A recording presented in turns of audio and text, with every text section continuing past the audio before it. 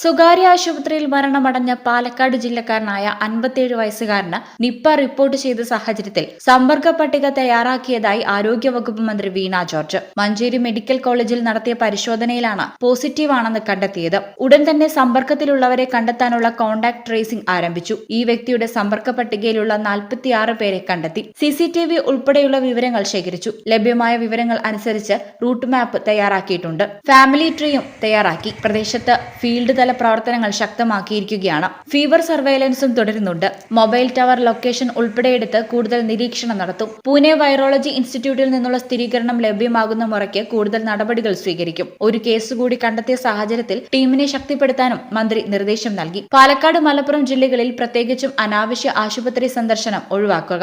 ആശുപത്രിയിൽ ചികിത്സയിലുള്ള ബന്ധുക്കളെയും സുഹൃത്തുക്കളെയും സന്ദർശിക്കുന്നത് പരമാവധി ഒഴിവാക്കണം. രോഗികളോടൊപ്പം സഹായിയായി ഒരാൾ മാത്രമേ പാടുള്ളൂ. ആരോഗ്യ പ്രവർത്തകരും ആശുപത്രിയിലെത്തുന്ന രോഗികളും കൂട്ടിരിപ്പുകാരും മാസ്ക് ധരിക്കണം. നിപ്പ സമ്പർക്ക പട്ടികയിൽ ആകെ 543 പേരാണുള്ളത്. അതിൽ 46 പേർ പുതിയ കേസിന്റെ സമ്പർക്ക പട്ടികയിലുള്ളവരാണ്. മലപ്പുറം ജില്ലയിൽ 208 പേരും പാലക്കാട് 219 പേരും കോഴിക്കോട് 114 പേരും എറണാകുളത്ത് 2 പേരുമാണ് സമ്പർക്ക പട്ടികയിലുള്ളത്. മലപ്പുറത്ത് 10 പേരാണ് ചികിത്സയിലുള്ളത്.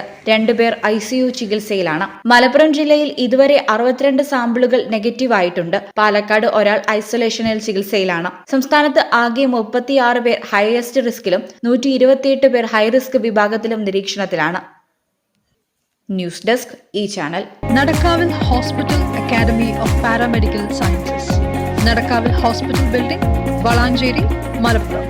Phone number 04942084 010 7034 071111.